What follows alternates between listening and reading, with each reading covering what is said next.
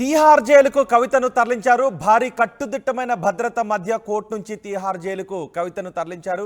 ఈ రోజుతో ED custody ముగియడంతో కవితను భారీ భద్రత నడుమ తీహార్ జైలుకు తరలించారు.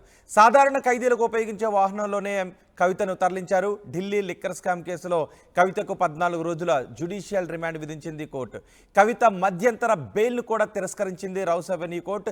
ఈ జరుగుతున్న పరిణామాలపై బీఆర్ఎస్ నేతలు ఏమంటున్నారో మా ప్రతినిధి రామకృష్ణ అందిస్తారు. 14 రోజుల జ్యుడిషియల్ రిమాండ్ను కవితకు విధించారు. ఈ నేపథ్యంలో ఆమెను రౌస్ అవెన్యూ కోర్టు నుంచి తీహార్ జైలుకి తరలించారు. మనతో ఇప్పుడు BRS party Rajya Sabha MP Vaddiraju Ravichandra ఉన్నారు. రవిచంద్ర గారు, ఏం జరిగింది ఈరోజు? ఏంటి తీసుకొచ్చారు కోర్టులో? ఇవాళ మళ్ళీ ఈడీ కస్టడీ 3 రోజుల కస్టడీ ముగిసిన తర్వాత కోర్టు సబ్మిట్ చేస్తే వారు ఖచ్చితంగా 14 రోజులు జ్యుడిషియల్ రిమాండ్ పంపించారు తీహార్ జైలుకి. మేము కూడా బెయిల్ అప్లై చేసాం. ఇంట్రీమ్ బెయిల్ మళ్ళీ ఫస్ట్ నాడు ఇచ్చారు. అప్పుడు విచారిస్తామని చెప్పారు. అప్పటి కోసం వెయిట్ చేస్తాం. ఖచ్చితంగా ఇది బెయిల్ కేసు, బెయిల్ వచ్చే కేసు. దాంట్లో ఎలాంటి ఆధారాలు లేవు. ఇది ఈజ్ ఎ ఫాల్స్ కేసు.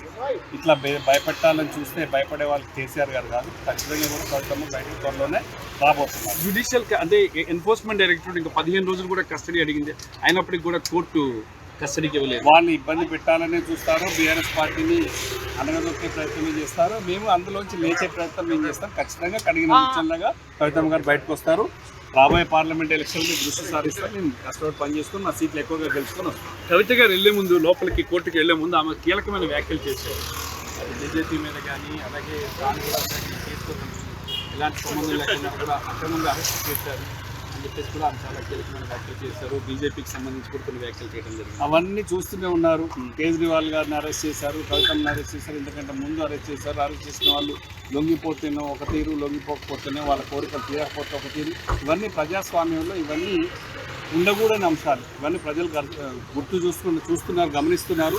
ఖచ్చితంగా ఈ పార్లమెంట్ ఎన్నికల్లో ప్రజలు తగిన బుద్ధి చెప్తారు. మీరు కూడా కవిత గారిని కలిశారు. ఆమె ఎన్ఫోర్స్మెంట్ కలవలేదు. ఎన్ఫోర్స్మెంట్ డైరెక్టర్ ప్రయత్నం చేశాను, కలవలేదు.